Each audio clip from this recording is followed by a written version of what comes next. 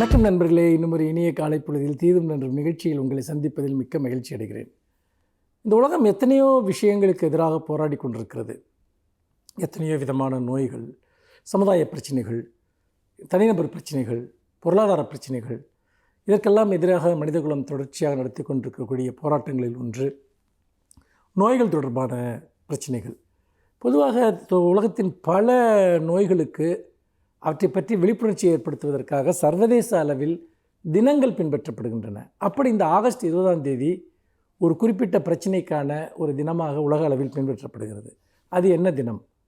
உலக கொசுக்கள் தினம், வேர்ல்ட் மஸ்கிட்டோ டே என்று இதை பின்பற்றி வருகிறார்கள்.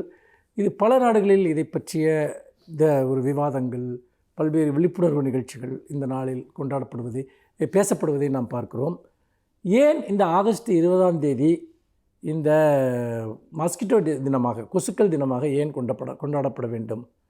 இதற்கும் ஒரு வரலாறு இருக்கிறது.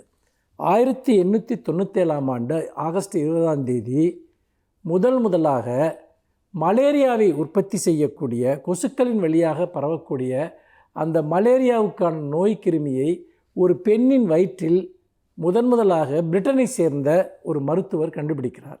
அது இந்த நாளில் தான் கண்டுபிடிக்கப்பட்டது, 1897ஆம் ஆண்டு. அதற்கு பின்னால் மனிதகுலம் மலேரியாவினால் அடைந்த பாதிப்புகளுக்கு ஒரு எல்லையே இல்லை என்று சொல்லலாம். மலேரியாவினால் லட்சக்கணக்கான மக்கள் உலகம் முழுக்க உயிரிழந்திருக்கிறார்கள். ஒரு சின்னஞ்சிறிய கொசு ஒரு மிகப்பெரிய ஒரு கொலையை ஒரு உயிர்கொல்லியாக எப்படி அது மாறியது என்பது ஒரு மிக நீண்ட வரலாறு, நம் இரத்தத்தை உறைய செய்யும் வரலாறு. அப்படித்தான் இன்றைக்கு மலேரியாவுக்கு எதிரான ஒரு போராட்டம். மலேரியா மட்டுமல்ல, இப்பொழுது இந்த 2024ஆம் ஆண்டில் நீங்கள் எடுத்துக்கொண்டால் டெங்கு என்பது ஒரு மிகப்பெரிய ஒரு உயிர்கொல்லியாக மாறியிருக்கிறது. முக்கியமாக குழந்தைகள் பெருமளவு இந்த டெங்கு காய்ச்சலினால் பாதிக்கப்பட்டு உயிரிழந்திருக்கிறார்கள். இந்த டெங்குவினால் அல்லது இந்த டெங்கு, மலேரியா போன்ற கொசுக்களினால் பரவக்கூடிய நோய்களினால் உலகம் முழுக்க எத்தனை பேர் இறக்கிறார்கள் என்று தெரிந்தால் அதிர்ச்சி அடைவீர்கள். ஒரு ஆண்டில் கிட்டத்தட்ட 1 மில்லியன் பேர் இறக்கிறார்கள். 10 லட்சம் பேர் கொசுவினால் இறக்கிறார்கள். நம்ப முடிகிறதா? உண்மை அதுதான். அப்படி பார்க்கிற போது இத்தனை 10 லட்சம் பேர், அதே போல் 700 மில்லியன் மக்கள் இந்த நோயினால் பாதிக்கப்படுகிறார்கள். அப்படி என்றால் இந்த கொசு ஏற்படுத்தக்கூடிய ஒரு வைரஸ் என்பது, அந்த நோய்மை என்பது எவ்வளவு பெரிய ஒரு உயிர்கொல்லியாக மாறியிருக்கிறது என்பதை நாம் யோசித்து பார்க்க வேண்டும். அதனால்தான் உலகத்தின் பல நாடுகள் கொசு ஒழிப்பிற்கு எதிராக போராடி கொண்டிருக்கின்றன.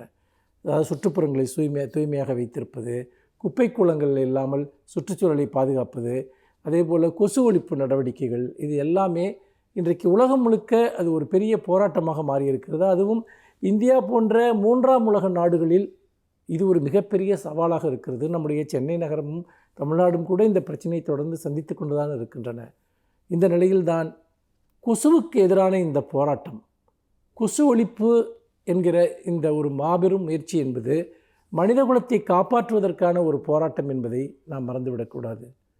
அது உண்மையில் கொசுக்கள் உயிர்கொல்லிகளாக மாறி அவை மிகப்பெரிய நோய்மைகளை நமக்கு ஏற்படுத்துகின்றன என்பதையும் நாம் இந்த இடத்தில் நினைவில் கொள்வது மிக மிக முக்கியம். அந்த வகையில் நாம் இந்த நாளில் கொசு ஒழிப்பிற்கான நம்முடைய எல்லா முயற்சிகளையும் நாம் செய்ய வேண்டும் என்பதுதான் இந்த நாளினுடைய செய்தியாக இருக்கிறது. மீண்டும் இன்னும் ஒரு புதிய சிந்தனையோடு உங்களை சந்திக்கிறேன். நன்றி, வணக்கம்.